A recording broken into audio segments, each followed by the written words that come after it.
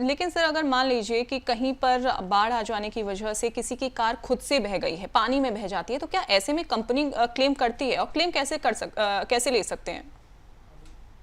तो ऐसे में अगर गाड़ी बह जाती है तो ये मोस्टली एक टोटल लॉस का सिनारियो होता है। ये सिर्फ कवर्ड होता है पॉलिसी, क्योंकि पूरी पॉलिसी पूरी गाड़ी को ही नुकसान हो गया इस केस में, इंजन या किसी एक पर्टिकुलर पार्ट में नहीं है, तो ये कवर्ड होता है। इसके लिए भी आपको क्लेम फाइल करना पड़ता है, उसके लिए आपको कॉल करना पड़ता है, इंश्योरेंस कंपनी को बताना पड़ता है कि आपकी गाड़ी बहने की वजह से कहीं पे टकरा गई है जिसकी वजह से उसमें डैमेज हो गया है।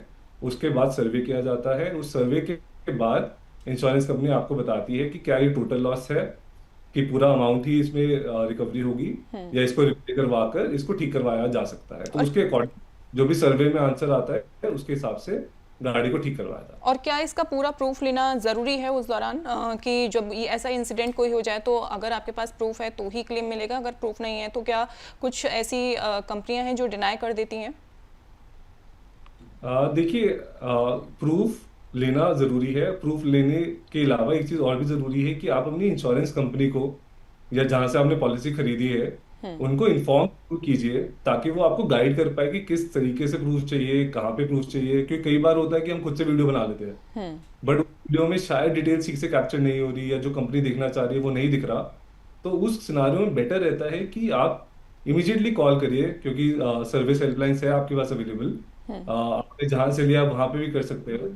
तो वहां पे कॉल करके समझिए कि क्या रिक्वायरमेंट है, क्या है। Mostly companies in this scenario क्या करेगी कि वो आपके स्पॉट पे ही वहां पे अपना सर्वेयर खुद ही भेज देगी। तो सर्वेयर के खुद जो भी उनकी रिक्वायरमेंट है वो खुद अच्छे तरीके से ले पाएगा, जिससे आपके क्लेम में प्रॉब्लम भी नहीं आएगी। जी। अगर आप ले लोगे और उसके बाद कुछ प्रॉब्लम होती है तो वो फिर एक एक अननेसेसरी कन्वर्सेशन हो जाती है, जिससे नुकसान दोनों तरफ हो सकता है। तो बेटर है कि आप इन्फॉर्म करिए, एंड जैसे गाइड करते हैं जो उनका सर्वेयर आता है उसके हिसाब से चलिए, तो आपको क्लेम बहुत आसानी से निकलेगा। सर कार मालिक अगर एड ऑन का कवर लेते हैं कार ओनर्स, तो ऐसे में किन बातों का वो ध्यान रख सकते हैं? देखिए, एड ऑन लेते वक्त बहुत जरूरी है कि हमें ये देखना है कि हमें मैक्सिमम जितनी ज्यादा कवरेज मिल सके उतनी कवरेज हमें लेनी चाहिए। तो हमें ये देखना चाहिए कि हमारी गाड़ी की एज क्या है, कितनी पुरानी गाड़ी है, हम गाड़ी कहाँ पे चलाते हैं। तो जैसे कुछ एग्जांपल दूंगा मैं अगर, तो जैसे हमने बात करी कि मानसून वाला एरिया है, तो आपको zero depreciation, road side assistance और इंजन प्रोटेक्शन तो लेना ही चाहिए। अगर आपके एरिया में चोरी यहाँ ज्यादा होती है, या सिनारियोज आ सकते हैं कि जहाँ पे गाड़ी को टोटल लॉस हो सकता है या चोरी हो सकती है, थेफ्ट का सिनारियो भी होता है कई जगह पे, तो और भी राइडर्स होते हैं, जैसे एक रिटर्न टू इनवॉइस राइडर आता है। उस राइडर से आपको पूरा जो आपकी इनवॉइस वैल्यू है वो मिल जाती है instead of the depreciated value. तो ऐसे राइडर्स लेके अपनी अपनी रिक्वायरमेंट के हिसाब से आप उसकी प्रोटेक्शन को इन्हांस कर सकते हैं। तो जनरल एडवाइस हम अपने कस्टमर्स को रिकमेंड करते हैं कि मैक्सिमम राइडर्स आप लीजिए, क्योंकि इन राइडर्स के कॉस्ट बहुत ज्यादा नहीं होते। जैसे मैंने आपको बताया कि एक 5 साल पुरानी गाड़ी का इंजन प्रोटेक्शन कवर 5 लाख की क्रेटा का ऑलमोस्ट 1500 रुपये का आएगा बस।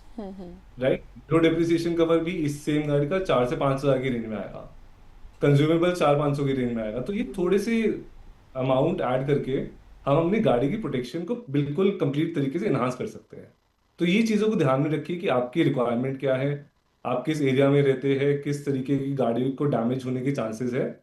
उस हिसाब से आपको राइडर्स और प्रोटेक्शन को अपने इन्हांस करना चाहिए। तो सर इसी बीच कुछ ऐसे दर्शक भी हमारे साथ हैं जिनके कुछ सवाल आ गए हैं। अमर उजाला द बोनस से जुड़े प्लेटफॉर्म पर बड़ी संख्या में इस दौरान कुछ सवाल आ रहे हैं दर्शकों के, वो हम आपसे जानेंगे। कुछ सवाल हम ले लेते हैं।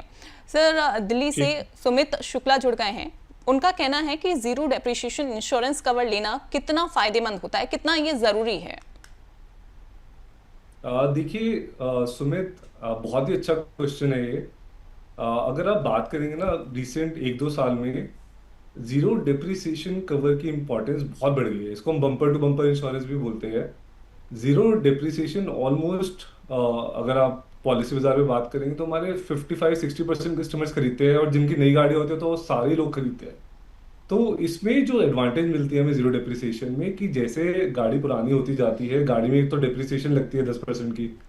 सेकेंडली, अगर आपका कोई भी क्लेम आता है तो डिपेंडिंग ऑन द पार्ट एक डिप्रिसिएशन और लगती है। तो रबर है, टायर है, प्लास्टिक है, इनमें 50% डिप्रिसिएशन लगती है। अगर फाइबर ग्लास है, 30% डिप्रिसिएशन लगती है। तो अगर आप क्लेम के लिए जाते हैं तो ऑलमोस्ट अगर आपने जीरो डिप्रिसिएशन नहीं लिया तो ऑलमोस्ट आधा अमाउंट आपको अपनी जेब से देना पड़ जाता है।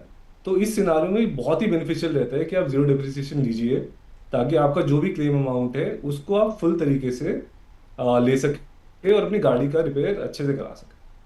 सर एक और दर्शक हमारे साथ हैं मुंबई से, नेहा दुग्गल, ये पूछ रही हैं कि अगर मैंने रोड साइड असिस्टेंट नहीं लिया है तब भी क्या मुझे बीमा कंपनी से इसका लाभ मिलेगा?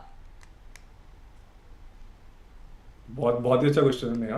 तो अगर आपने रोड साइड असिस्टेंस नहीं लिया तो भी अगर आपकी गाड़ी खराब हो जाती है या कुछ प्रॉब्लम होती है तो आप अपने कार मैन्युफैक्चरर से बात कर कर वहाँ पे रोड साइड असिस्टेंस को अवेल कर सकते हैं। उसके चार्जेस लगेंगे ज़रूर, बट वो ऑप्शन आपके पास होगी, एंड वो ऑप्शन भी एक अच्छी ऑप्शन है इन अ सिनारियो कि अगर आपकी गाड़ी अटक जाती है, अगर आप नहीं चला पा रहे, तो इंश्योर की फर्दर डैमेज ना हो, आप रोड साइड असिस्टेंस ऑप्ट कर सकते हैं through your manufacturer also and insurance company also, but at a cost.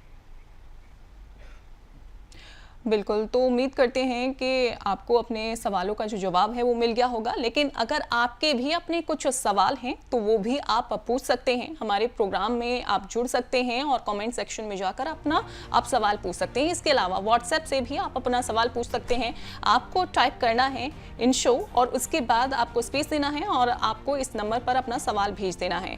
YouTube के जरिए, फेसबुक के जरिए और एक्स हैंडल के जरिए भी आप अपना सवाल पूछ सकते हैं।